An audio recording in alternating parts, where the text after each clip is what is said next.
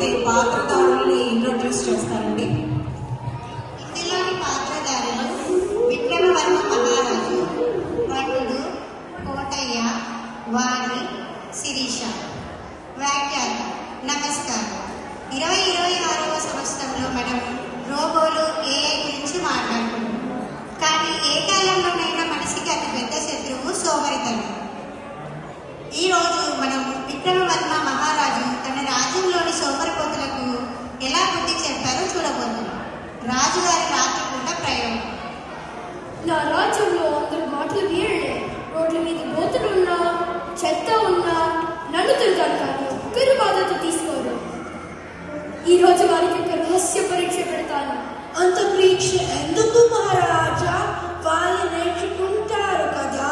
లేదు, వీరికి బుద్ధి వచ్చేలాగా చేస్తే మారు.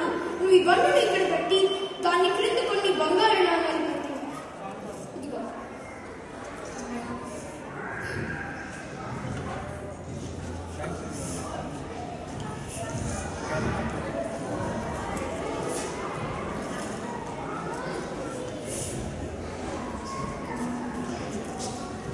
చిత్తం రాజుగారు. దీన్ని ఎవరో తీస్తారో చూద్దాం. నేను వెళ్ళి మొదలు వెనుక దాక్కుంటాను. నువ్వు ఇక్కడ ఉండి గూడిచారిలో ఇక్కడుండి గమనించు. అలాగే రాజుగారు.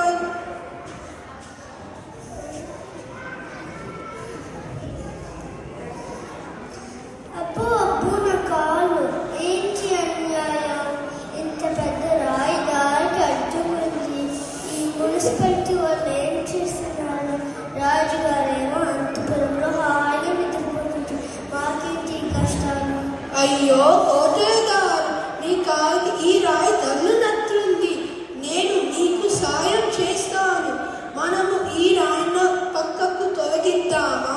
నా పట్టుబట్టల మురికి అయితే, లేకుంటే నేనే చెప్పేవాడిని.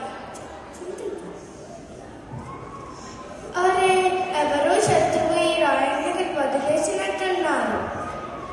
అవును వాణి, ఈ రాయి అడ్డంగా ఉంది.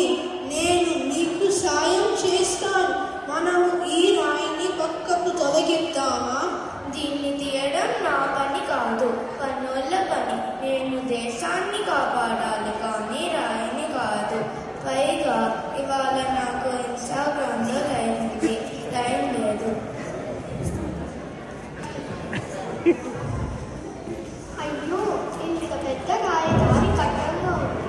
చీకట్లో ఎవరైనా వస్తే కట్టుకొని పడిపోతారు కదా. ఎప్పుడు ఒక ముసలి ఆయన కళ్ళ కట్టుకుని ఇటుగా వస్తున్నారు. ఆయనకు తగిలితే ఎవరు బాధ్యత? సిల్లి, నువ్వే అలసిపోయినట్లున్నావు కదా. నీకెందుకు ఈ శ్రమ? పర్వాలేదు, కాసేపు కష్టపడితే అందరికీ దారి సుఖంగా ఉంటుంది కదా. సరే సిరి, నేను నీకు సాయం చేస్తాను. మనము ఈ రాయిని పక్కకు తొలగిద్దామా? లేదు, నేను ఇంకొకసారి ప్రయత్నించుతాను. జై కిసాన్! ఎవరో ఈ రాయి కింద బంగారు నాణాలు పెట్టుకుంటున్నారు. ఒకసారి రాజుగారిని పిలుస్తారా? రాజుగారు! ఏమైంది? ఈ బండరాయి కింద నాకు కొన్ని బంగారు నాణాలు కనిపించాయి. దగ్గరకు మాకు తెలియదు.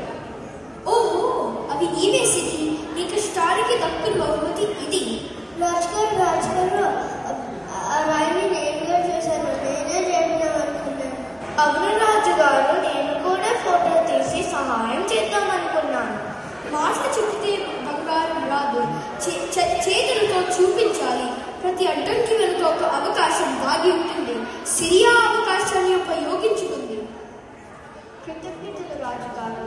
నేను ఈ నాణాలతో మన ఊరి పాఠశాలకు పుస్తకాలు కొంటాను. రాజుగారు, మీరు చెప్పిందే నిజము. సిరి మంచితనము వలన తను పనిని పూర్తి చేయగలిగినది. ఎప్పటికైనా మన రాజ్యంలో సోమరితనం వదిలిపెట్టు. ఒకరికొకరు సహాయము అందించుకుంటారు అనుకుందాము. అవును రాజుగారు, మేము రేపటి నుంచి మన